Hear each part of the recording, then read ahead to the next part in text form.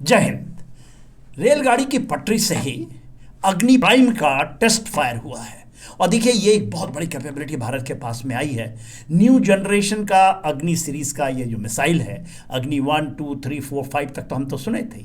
अग्नि 5 4000 किलोमीटर तक जाता है, पर अग्नि प्राइम जो है, जो उसका धमाका हुआ है, जो उसकी टेस्ट हुई है और ख़ास करके उड़ीसा के रेंज से, और इसके लिए सबकी नज़र है। चाइना ने भी अपना 115 जो उसका प्रयोगशाला लैब शिप है वो भी भेज रखा है, श्रीलंका में है, हम्बनटोटा में बात कर रहा है। तो देखिए इसकी प्रक्रिया कब हुई, थोड़ा सा इतिहास में जाते हैं, उसकी कैपेबिलिटी के बारे में समझते हैं। जो चाइना का DF-21D जब उसने किया, DF-26B जो कि बेसिकली उसका कैपेबिलिटी है एज ए एंटीशिप मिसाइल या एरिया डिनायल वेपन के सिस्टम में, और ख़ास करके काउंटर यूनाइटेड स्टेट्स अमेरिका और जो इंडिया के लिए इंडो पैसिफिक स्पेसिफिक है, उसमें डिनाइल करने के लिए। और उसका एक सपना है कि 6 एयरक्राफ्ट कैरियर वो बना देगा 2035 तक।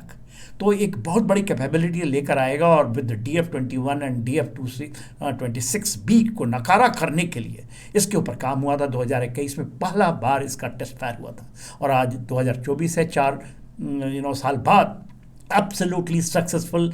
और एक कैपेबिलिटी और आगे, हम उससे आगे निकल गए जब हम इसको रेल की पटरी पे ही, रेल की बोगियों के ऊपर से ही हम इसको टेंडम फायर कर सकते हैं। इसमें उसके अंदर से हम मास अटैक जा सकता है, क्योंकि पटरियों के ऊपर बोगियाँ बहुत लग सकती हैं।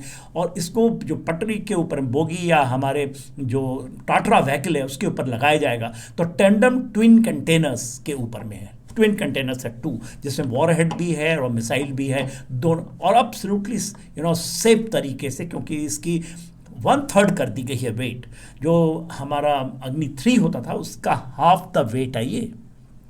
और इसकी रेंज जो हमने पाया है उसका कारण है कि इसको हल्का बनाया गया है और रेंज को भी कम रखा गया है।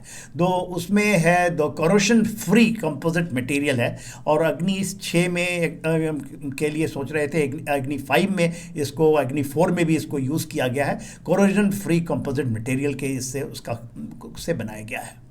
और इसकी रेंज 1000 से 2000 किलोमीटर, और ख़ास करके यदि आप देखते हैं तो ये इंडियन ओशन रीजन में, और ख़ास करके आपको पाकिस्तान को पूरा कवर करेगा। 2000 मैक्सिमम इसकी रेंज की बात करते हैं। 1.5 टन पे लोड करके, इतना ज़्यादा एक्सप्लोसिव। और इसलिए क्योंकि इसके साथ 6 मिसाइल है। जब हम इसकी बात करते हैं, मल्टीपल IRV है, multiple independent re entry vehicle के जो कैपेबिलिटी है, या manoeuvrability re entry vehicle capability है, जैसे 6 वॉरहेड एक साथ, माने आप एरिया डिनाइल के लिए जब इसको बात करते हैं तो इसको यूज़ कर सकते हैं। और इसका एंटीशिप वेरिएंट शायद उसकी भी हमारी आंख है, क्योंकि एंटीशिप जो मिसाइल कैपेबिलिटी है वो हमारे पास दिया जाता है। और इन्हीं कारणों से इसको सॉलिड प्रोपेलेंट इसके अंदर रखा गया है, जो कि कोल्ड लॉन्च मतलब ये होती है कि कोई प्रिपरेशन की नहीं, बस जहाँ से रखा गया है, जहाँ पर है उसके सैलोज में है, वहाँ से निकले। हो सकता है कि पहाड़ियों के बीच में हो, पहाड़ी के क्या हमारे नदर्न फ्रंट के अंदर पहाड़ी को गुफाओं के अंदर हो, वहाँ से रेल निकलेगी, जाएगी, अपने रेल पट्टी पे होगा और वहीं से ये फायर करेगी।